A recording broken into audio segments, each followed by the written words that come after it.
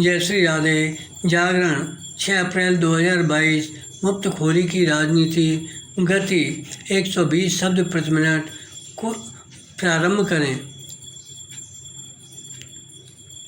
गंभीर आर्थिक संकट किस तरह किसी देश में राजनीतिक संकट खड़ा करने के साथ कानून एवं व्यवस्था के लिए भी चुनौती बन सकता है, इसका उदाहरण है श्रीलंका विराम। वहाँ की स्थितियाँ जिस तेज़ी से बिगड़ रही हैं वे भारत के लिए भी चिंता का विषय बन गई हैं।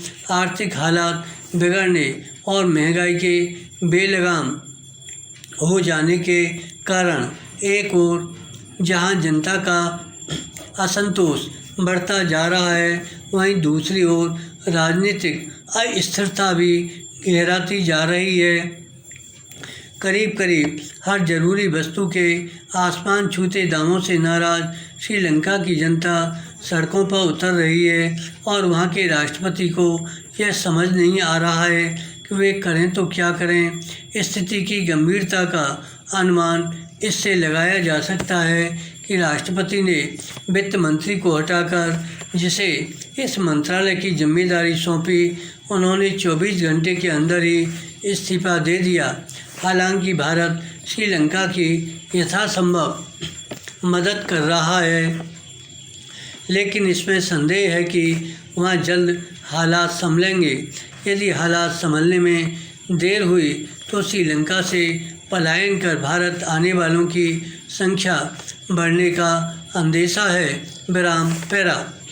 श्रीलंका की आर्थिक स्थिति जिन कारणों से बिगड़ी उनमें चीन से कठोर शर्तों पर लिया गया कर्ज तो जिम्मेदार है ही, इसके अलावा वे लोक लुभावन नीतियां भी उत्तरदायी हैं जो आर्थिक नियमों को धता बताती थीं। विराम।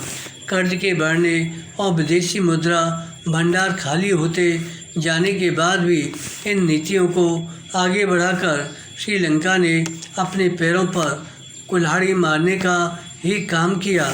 यह ठीक है कि भारत श्रीलंका के हालात पर नज़र रखे हुए है, लेकिन केवल इतना ही पर्याप्त नहीं। इसी के साथ ही उन कारणों पर भी ध्यान देने की आवश्यकता है जिनके चलते श्रीलंका गहरे संकट में धंस गया। विराम।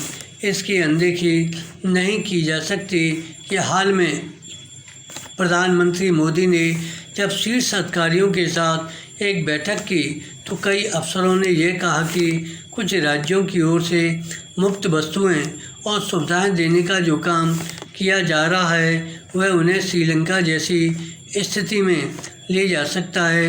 इन अफसरों की माने तो कर्ज में डूबे राज्य मुफ्तखोरी वाली योजनाएं चलाकर अर्थव्यवस्था का बेड़ा गर्क कर रहे हैं। विराम। इस कटु सत्य से मुंह नहीं मोड़ा जा सकता।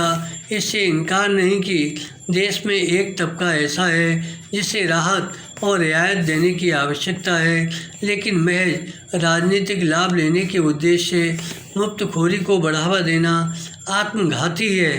धन्यवाद।